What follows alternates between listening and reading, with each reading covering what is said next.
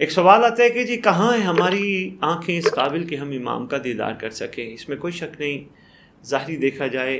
تو ہماری آنکھیں اس قابل نہیں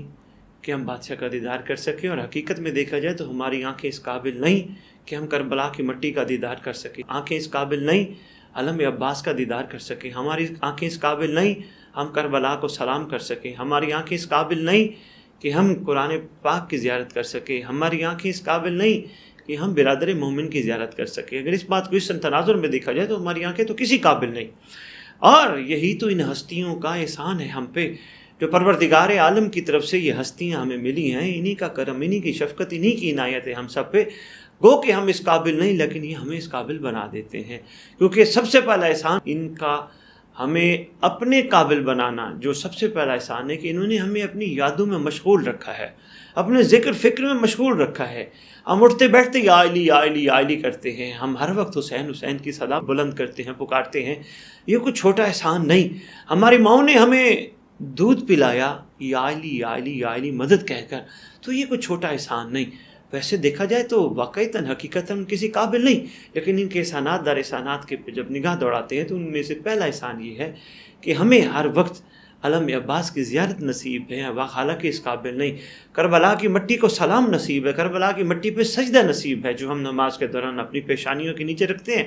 یہ اس قابل بھی ہم نہیں۔ تو اگر ان چیزوں کو دیکھا جائے واقعی ہم اس قابل نہیں، اور پھر مالک زمانہ اجل اللہ تعالیٰ فرج شریف کی ذات گرامی قدر کی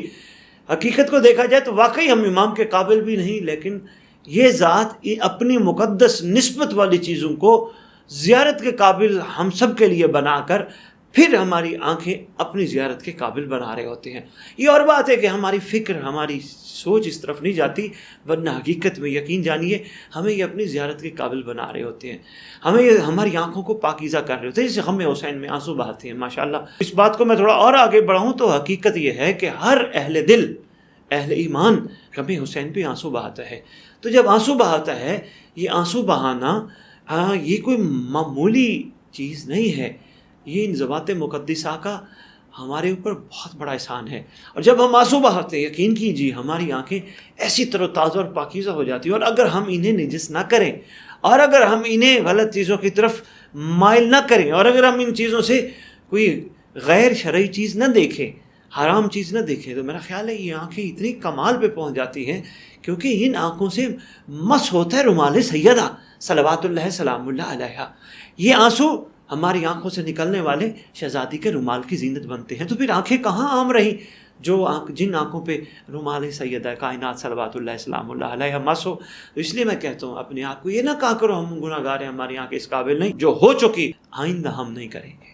آئندہ ہم خطاؤں اور گناہوں کی طرف نہیں جائیں گے، آئندہ ہمارا ہر کام ہمارے مولا کے لیے ہوگا، ہر کام میں اپنے مولا کو مقدم رکھیں گے۔ جب یہ چیز ہو جائے گی کہ یہ آنکھیں ہیں دیدار امام کے لیے، یہ آنکھیں ہیں زیارت امام کے لیے، تو میرے خیال ہے جو چھوٹی چھوٹی کوتاہیاں ہماری زندگی میں ہیں وہ بہتر سے بہتر ہونا شروع ہو جائیں گی۔